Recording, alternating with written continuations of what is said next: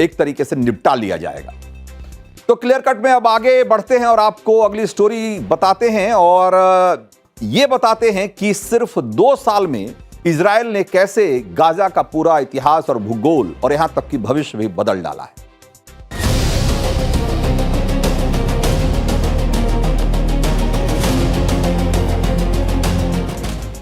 तो आज 7 अक्टूबर है। इजराइल पर हमास के हमले के बाद शुरू हुए गाजा युद्ध के 2 साल आज पूरे हो रहे हैं एक तरीके से। इसीलिए आज गाजा की बात करना थोड़ा जरूरी है, चंद सवालों के साथ कि गाजा का भविष्य आगे क्या है, गाजा में शांति कब कायम होगी, गाजा को लेकर अमेरिका और इजराइल का प्लान क्या है, गाजा में शांति कायम करने को लेकर अरब देश क्या सोचते हैं, दुनिया का रवैया कैसा है। इन सवालों पर विस्तार से बात करेंगे, लेकिन पहले जरा आज की तस्वीर देखिए। इजराइल ने आज फिर गाजा पर एक बड़ा हमला किया। इजराइल की तरफ से कई मिसाइलें दागी गई। इजरायली सेना ने गाजा के अल नश्र इलाके में विस्फोटों से भरे एक बख्तरबंद वाहन को उड़ा दिया, जिससे आसपास के इलाकों के कई जो रिहायशी मकान थे वो भी जमींदोज हो गए। बताया जा रहा है कि हमले में 10 से ज्यादा लोगों की मौत हो गई और पिछले 24 घंटों के दौरान इजरायली हमलों में अब तक 19 लोगों की मौत हो चुकी। यानी इजराइल का जो इंतकाम है वो 2 साल बाद भी पूरी तरीके से देखा जाए तो पूरा नहीं हुआ है, और वो भी तब जब अमेरिका एक तरफ और अमेरिका समेत दुनिया के तमाम बड़े देश गाजा में शांति कायम करने की कोशिश में लगातार लगे हुए। 2 साल के दौरान बमुश्किल ही कोई ऐसा दिन बीता होगा जब गाजा का आसमान तबाही के धुएं से पटा हुआ नहीं दिखा। लेकिन ये हुआ क्यों?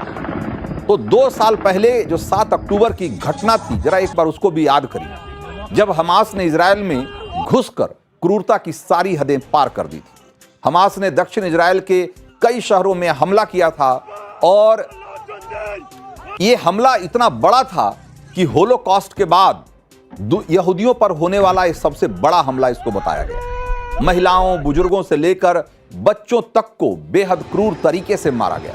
इजरायली नागरिकों को अधमरा करके बाकायदा खुली गाड़ियों में गाजा में घुमाया गया। महिलाओं से रेप, बच्चों को ओवन में जिंदा जलाने तक की झकझोर देने वाली घटनाएं सामने आई। हमास के हमले में 1200 से ज्यादा इजरायली नागरिक मारे गए थे, जबकि 251 लोगों को बंधक बनाकर गाजा लाया गया। इजराइल के लिए ये एक राष्ट्रीय आघात की तरह था, एक बहुत बड़ी चोट थी ये इजराइल के ऊपर, और इसके जवाब में इजराइल ने ऐसा हमला किया कि 2 साल में गाजा का नक्शा हमेशा हमेशा के लिए बदल गया।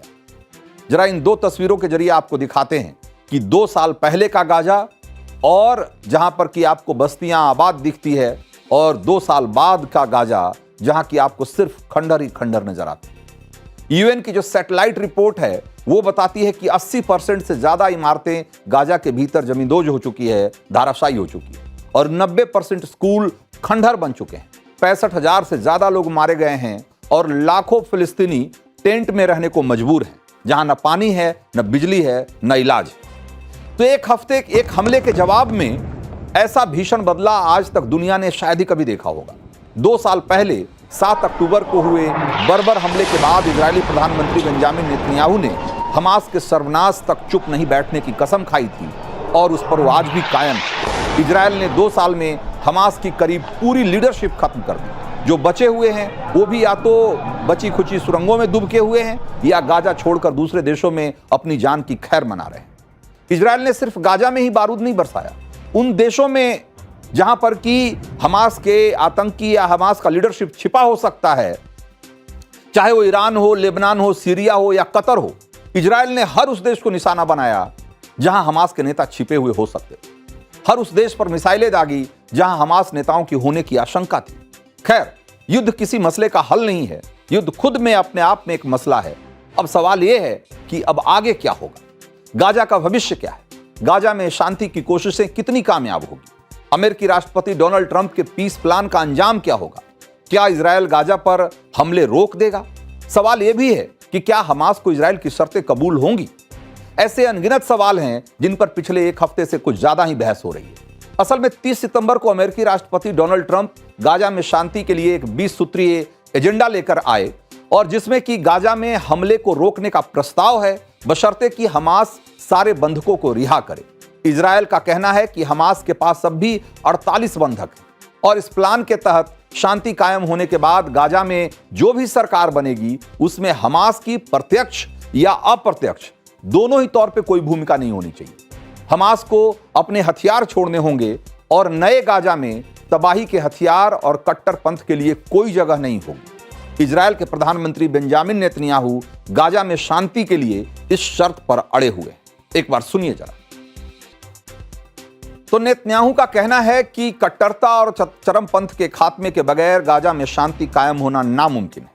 लेकिन क्या इस पर हमास राजी होगा?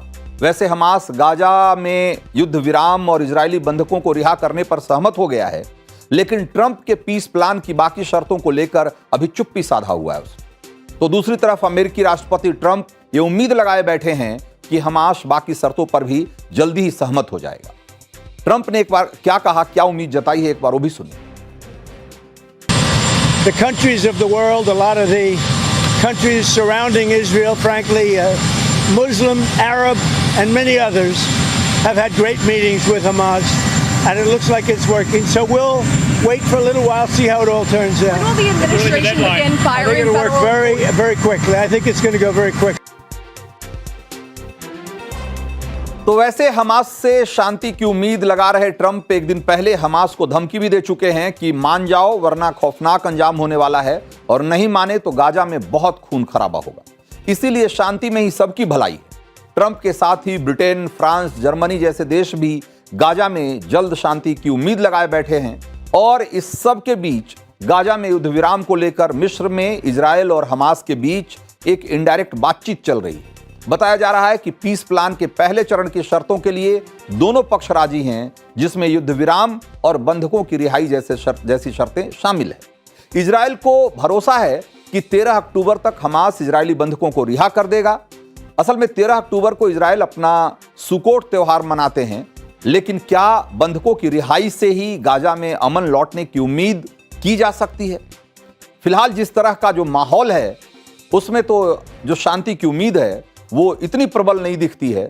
लेकिन अगर दोनों पक्ष इसके लिए राजी हो जाते हैं और सारी शर्तों पर वो एक तरीके से सहमत हो जाते हैं, तो हम उम्मीद कर सकते हैं कि आने वाले कुछ दिनों में गाजा में शांति बहाल हो पाएगी। तो क्लियर कट में अब बढ़ते हैं आगे और अगली स्टोरी में आपको ये बताते हैं कि सबरीमला मंदिर में लगा सोना अचानक तांबे में